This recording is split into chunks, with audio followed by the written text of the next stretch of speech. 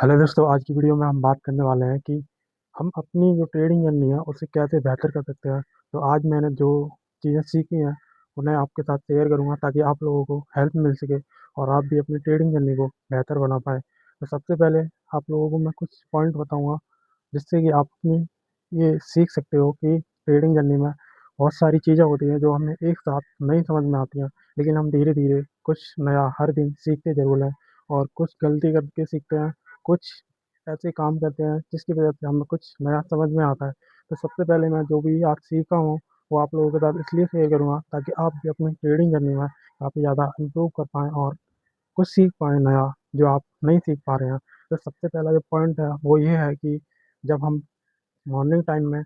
Trade करते हैं तो वहाँ पे क्या-क्या बेनिफिट होते हैं और कैसे बड़े मूव कैप्चर कर वो सकते हैं, सारी चीज़ें मैं अभी आपको पॉइंट बाय पॉइंट बताऊँगा। तो सबसे पहला पॉइंट कि आप लोग जब अगर चाहते हो कि अच्छा पॉइंट कैप्चर करने को मिले तो आप उस मौके को नहीं गँवाओगे और पॉइंट को कैप्चर ज़रूर करोगे। लेकिन उससे पहले अगर आपको यही नहीं पता हो कि पॉइंट कैप्चर करना कैसे है, तो आप कैसे कैप्चर करोगे? सबसे पहले यही पॉइंट है और ये क्वेश्चन है। और दूसरा कि आप लोगों को जब तक ये नहीं पता होगा कि आपके नियम क्या हैं और नियम को फॉलो कैसे करना है और किस टाइम किस तरह से अपना प्रोसेस जो है आपने रूल बनाया है उन पे चलना है, तब तक आप अपनी कोई भी ट्रेडिंग जर्नी को इम्प्रूव नहीं कर पाओगे। तो सबसे पहले जो पॉइंट है वो है आपको मॉर्निंग टाइम में ट्रेड करना क्यों इम्पोर्टेंट होता है, क्योंकि वहाँ पे आप कभी भी चेक करना जो ग्रीक्स होते हैं वो बहुत ज़्यादा जो थीटा वेगा गामा होता है, यहाँ पे थीटा और डी होता है प्रीमियम का, वहाँ पे वो जो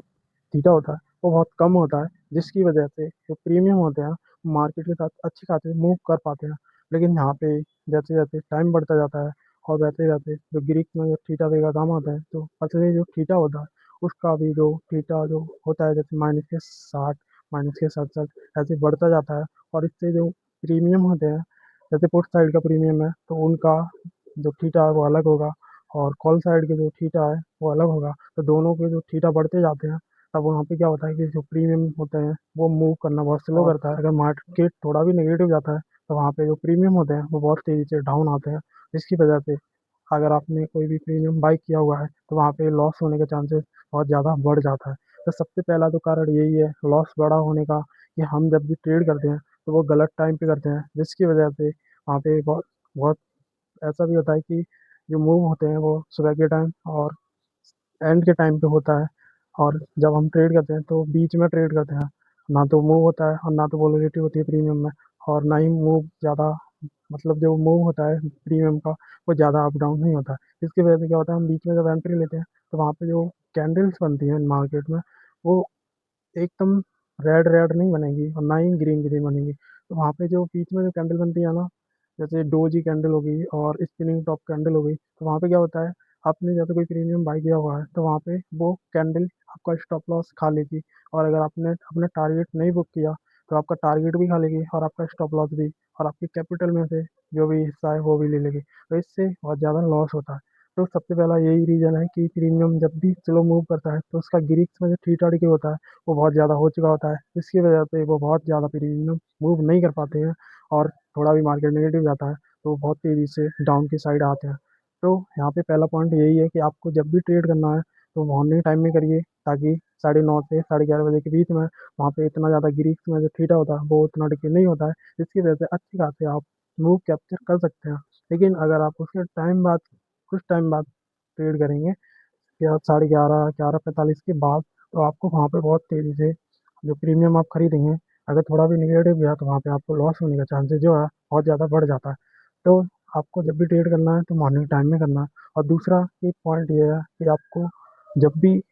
कोई भी आप जैसे प्रीमियम बाई करते हैं तो वहाँ पे मैंने आपको पहली वीडियो में भी बता रखा है कि आपको अपने रूल पे काम करना है और स्टॉप लॉस को ट्रेल वगैरह करना है। तो ये तो हमने पहली वीडियो में आपको बता रखा है, आप पहली वीडियो देख सकते हैं। लेकिन जो दूसरा पॉइंट है वो ये है कि आप लोगों को देखना चाहिए कि आप जब भी प्रीमियम कोई बाई कर रहे हैं तो उसका थीटा डिके चेक करना चाहिए। उससे ये पता चलता है कि आप जो भी प्रीमियम बाई करेंगे वो कितना मूव कर पा रहा है मार्केट के साथ और